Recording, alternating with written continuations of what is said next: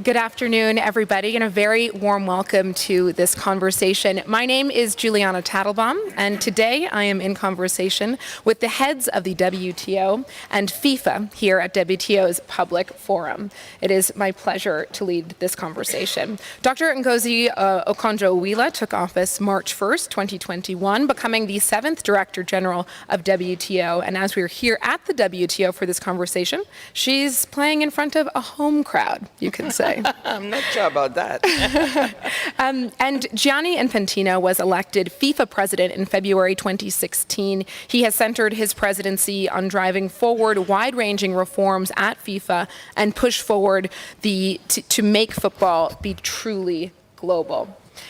So to kick off this conversation, Dr. Ngozi, I would love to start with you. If you could share your thoughts broadly about how football brings nations together and can be a unifying force. Well, thank you very much, Juliana, and it's a pleasure to have Gianni here today and to be with FIFA.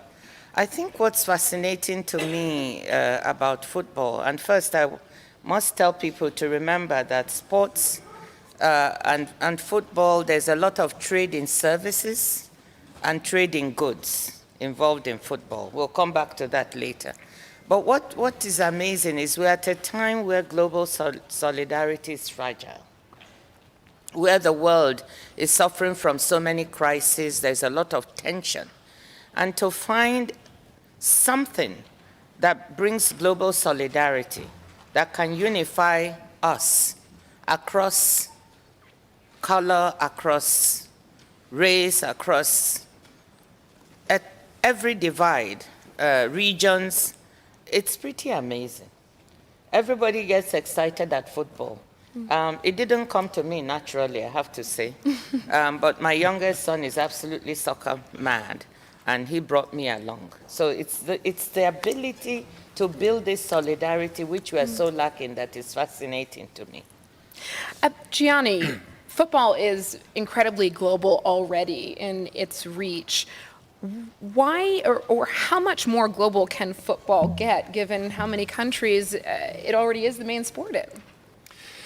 Well, football is, of course, the world sport. Let me just say hello to everyone, of course, as well. It's a great pleasure to be here. Football is a global sport, but if you look at it a little bit, and especially if we speak about the professional side of the sport that generates, of course, and becomes relevant for the global economy, we can see that the GDP of football globally is something around 268 billion US dollars, which is the size of Finland or Chile, so to say. The professional game of that and the revenues of the professional game are around 45 billion, but 70% of that is Europe, which means that there is a huge, huge potential in the rest of the world to still develop football, to give every talent everywhere in the world a real chance, to bring a lot of hope, but also a lot of work and opportunities to many people around the world. And what you were saying before, what Ngozi was saying before about uniting people, about bringing solidarity to the world, well, this is certainly one of our most important missions at FIFA. In your view, why does football have this unifying power compared to other sports?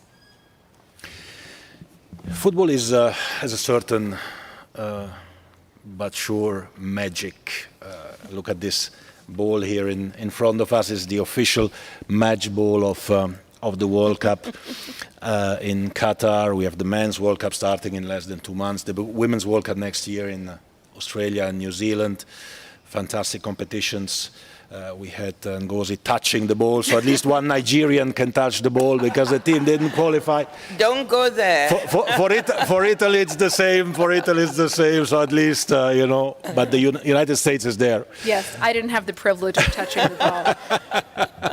You will have the team there kicking it, not only touching it. So I think it is. If you look at the figures of a World Cup as well, it is astonishing. We'll have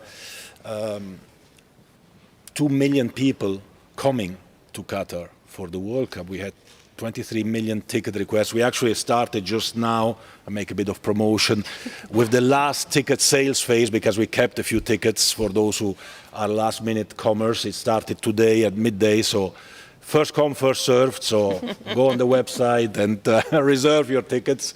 There are still a few left, but we'll have more than 3 million tickets sold, and 5 billion people, well more than half of the world population, watching the World Cup. So uniting really the world around the ball, which is magic, which brings people together because it is without boundaries, because it has no discriminations, because you just need to be good to play.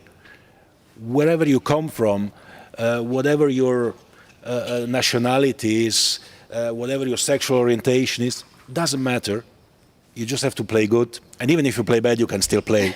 So that's a great thing about it. There's a place for everybody. Absolutely. We're going to come back to the World Cup because I know that many out there will be very curious to learn more about what's to come in the weeks ahead. But let me come back to you, Dr. Ngozi, because this is not the first time you are meeting Gianni this summer. You came together in New York. I believe it was the first time FIFA was on WTO ground, and you came together to forge this partnership. Tell us a little bit about this MOU that you've signed and the work that you're going to do with FIFA moving forward.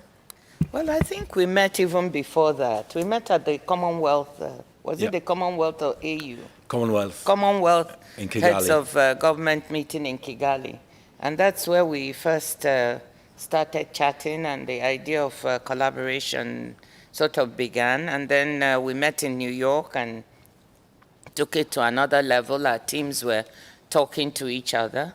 And the thought that football is a $200 billion economy, or more than $268 billion, and how could we harness the power of this to bring some benefits and opportunities to some of our members, because it's also about trade.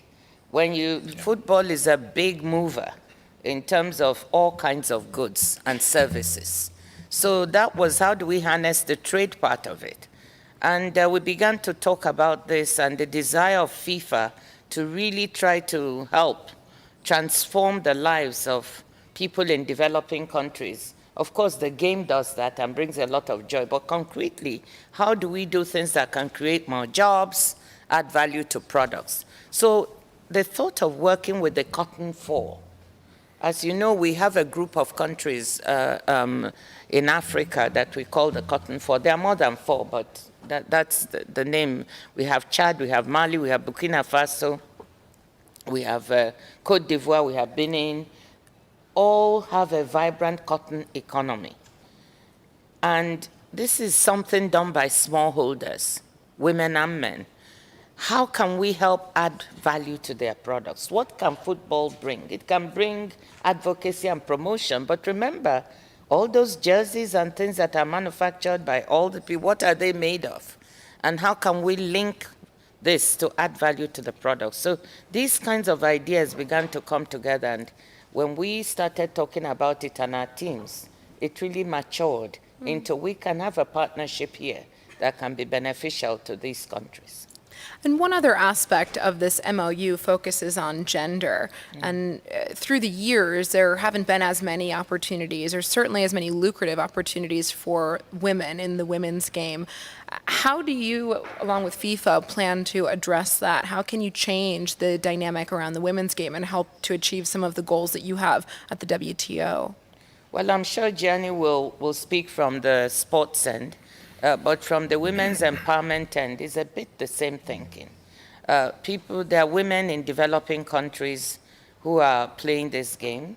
They also, can be part of the trade. They often do not get the same support and sponsorship and services. Is there any way from the trade angle we can help enhance their participation and work back to see what we can do with women as well, to improve their living standards, empowerment of women in the sport? So that's part of what we're going to look at. As you know, at the WTO, we are very focused on women in trade. And we have a group of members, 123 of them, who have been working very hard on issues of women in trade. And how can we use instruments to empower women, improve their livelihoods? Most of them are involved in small and medium enterprises. How do we uplift what they're doing? So this is a natural sort of adjunct to that. Gianni, if you could come in on the football side of things and perhaps give a little bit of insight into why the women's game has lagged the men's game and what the obstacles are right now to growing that part of the sport. Let me come to the women's game in 1 second. If I may just also say a word about the Cotton 4 and part of this memorandum of understanding, because I think it's a very important initiative, and I'm really grateful to the Director General for having brought this up, because I was personally also not aware, and we were thinking, how can we work together? And when I speak about the economics of football, the 268 billion economy, and thinking about how much is done in Europe, and thinking about the potential around the world, if the rest of the world would do 30% of what Europe does, we are speaking about $500 billion economy, football in the world. But it's nice to speak about theory. It's more important to look into concrete examples. And here we found some concrete examples where we can link cotton industry in Africa, in countries who need it most, with the football industry, and try to come out with something concrete. So it's a very, very important project, which is the beginning of something that will make reference in the future. Speaking about women, and football, obviously I have to declare a conflict of interest here. I have 4 daughters, so I'm forced to do as much as we can for the women's game. But jokes aside, of course, and more seriously, women's football and women in football is something that is very close to our heart. I was elected FIFA president with a reform agenda, and one of the first things I did was to appoint, after 112 years of history of FIFA, a woman as general secretary. Fatma Samoura was appointed, Senegalese, was appointed in 2016. Never happened before. And okay, these are signs, these are symbols, but it's important because we cannot believe we are the #1 sport in the world and leave out 50% of the world population. We need to embrace it. And when we organized the last Women's World Cup in France 3 years ago, next one Australia, New Zealand, as I was saying before, we saw how the game is growing, technically as well. Technically. Those who start watching the women's game, they see, well, actually it's a real sport, played by real athletes, right? Entertaining, passionating, giving emotions to the people. We had 1.2 billion viewers for the last Women's World Cup. Our target is 2 billion for the next one.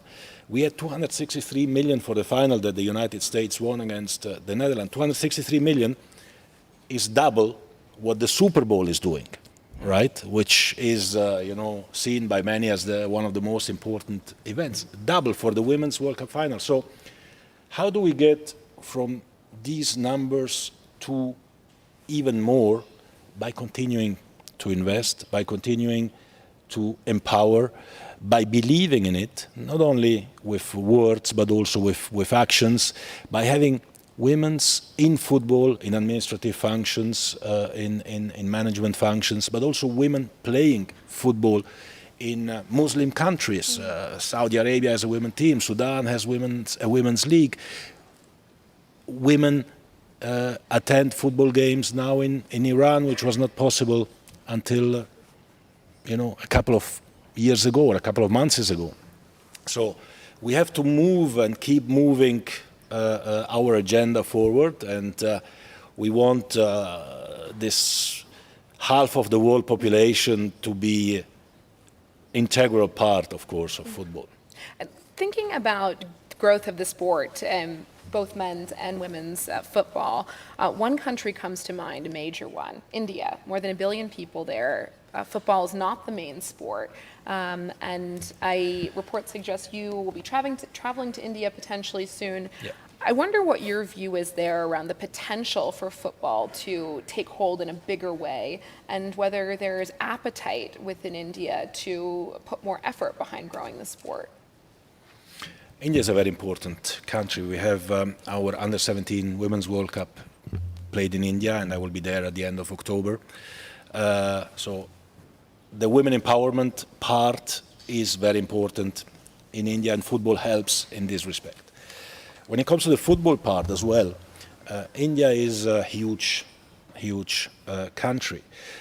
Cricket is the #1 sport at the moment in India, generating something like $6 billion a year, US dollars.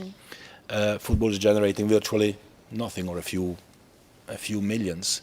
But the young Indians, 14 to 18 years old, they all watch football. They don't watch cricket. Now, what do they watch? They watch English football, mainly, or European football, which is fantastic for the English and for the Europeans. We want to develop football in India as well. And that's why we have some ideas and some projects to heavily invest in India to create, together with the All India Football Federation, with the government, with the WTO as well, some ventures in India to really promote the game, because that's what the young people love. And that's also the difference between FIFA and I don't know, a league who generates maybe even more revenues than FIFA, the English, the German, the French, but their revenues are reinvested in their local game. The only organization which reinvests its revenues globally, in India, in Bangladesh, in Sri Lanka, in Chad, in Benin, everywhere in the world, is FIFA. And that's why we need to have more events in which FIFA is part in order to develop really the game all over the world. Dr. Ngozi, could you share with us why now for building out this relationship with the football community? Well, I said things are not business as usual, and that we have to be thinking out of the box. And when you start casting your mind to thinking out of the box and thinking of ways and means in which you can bring poorer countries, developing countries into global value chains, that's really a mission that I feel we have at the WTO. And there's a unique opportunity, because now the pandemic and the war has shown us what it means to have very concentrated value chains in certain products or certain sectors. But that has brought the thinking that perhaps the world, to build resilience, needs to diversify. And as I said at an earlier session, in my thinking, I see a big opportunity to use this as a means of re-globalizing the world. People are talking of deglobalization. They're talking of decoupling. They're talking of fragmentation. I want us to think otherwise, to think of how do we bring the world together? How do we use the opportunities now to say, okay, countries that have been left behind and poor people within rich countries, how do we bring them into the mainstream? So it's that opportunity now of thinking out of the box, of trying to convince global value chains that, look, it's not only about reshoring in rich countries or friendshoring in countries that are considered to have the same values, but also look at developing countries. If they have the right environment, why can't you also locate your businesses there? So that kind of thinking brought this. What about the football value chain? What is it doing in these countries beyond the sport, which is wonderful and which generates jobs? Is there much more we can get the football value chain to do in developing countries? That's what led to this thinking. So it's part of the out of the box. And when we started to think about it with our teams, we saw, yes, there's potential. Can you imagine if we can take in these poor countries, Sahelian countries that are really, so many households are dependent on this. If we can link them to these sports value chains and use this product, or better still even add value to it, produce within those countries, what that could mean. Could create so many jobs, so much income, lift up women, lift up young people. Sounds like brilliant logic, and really looking forward to seeing how the relationship evolves and what you can do. We're now just a few weeks away from the World Cup, and you talked about how football is an opportunity to bring people together from all over the world. The World Cup garners incredible viewership, incredible engagement. Gianni, I want to come to you because there was a lot of controversy around the bidding process for the 2018, 2022 World Cups, and FIFA has faced criticism, which you all will know, for ultimately choosing Qatar. It's a hot place. There are a number of reasons why this was a controversial choice in many people's eyes. Are you concerned at all that this could overshadow the World Cup for what it is from a football perspective? I believe in the, in the power of football and the World Cup to unite people, to bring people together, as Ngozi was saying. I believe in the transformation that football can bring, and thanks to the spotlights of football as well, many things have changed in Qatar. For example, in terms of workers' rights, of human rights. Things have still to change, but a process has started, and people are much better now than how they were before, right? So it has already brought positive change. And uniting now the world, also after a pandemic where we were all locked down, we were all isolated, bringing again the people from the entire world together, giving excuses or reasons for people to meet, to join, is something that I think is very important in our world, in a world which gets more and more aggressive and more divided. We need reasons to bring people together, and as long as we can contribute in FIFA through football to break some barriers or to build some bridges and to bring people together, well, I'm happy to take all the criticism of everyone for everything. Doesn't matter as long as we can have a little concrete and real positive impact. Dr. Ngozi, let me put a related question to you. I wonder if the impact of all the controversies surrounding the choice for Qatar to host the World Cup, does controversy like this make a relationship with FIFA even more important or harder to sustain? How do you think about that? Well, first of all, Qatar is a member of the WTO, one of our members that is very active, not just about football, but in trade and in digital issues. They're very active. So this is, as I said, a member. But more importantly to me is saying, what is this relationship about? If there's a way that we can use the football value chain to try and benefit the lives of poor people around the world beyond what is being done now, I'll seize it. I'm not saying I'll seize it with everybody and anybody, but I think those controversies have been talked about, and no one has shut down the World Cup and said it's not going to take place. Everybody seems to be heading there. So I think, yes, there maybe have been controversies, and we are not shying away from that. But I think the balance of thinking is, if we are going to have the whole world going to this place for this World Cup, no matter the controversies, and we have a chance to make this whole thing benefit poor countries through trade, we will take it. So it's a considered decision. It was not something that we just casually walked into. We were aware of these issues. But I think the upside risk is very good. Well, I think that's a perfect note to end the conversation Oh, on. really? Already? It flew by. Thank you so much for the time. I've thoroughly enjoyed the conversation. Hopefully you have as well. Dr. Ngozi Okonjo-Iweala, of course, and Gianni Infantino of FIFA. So thank you. Thank you so much. Thank you.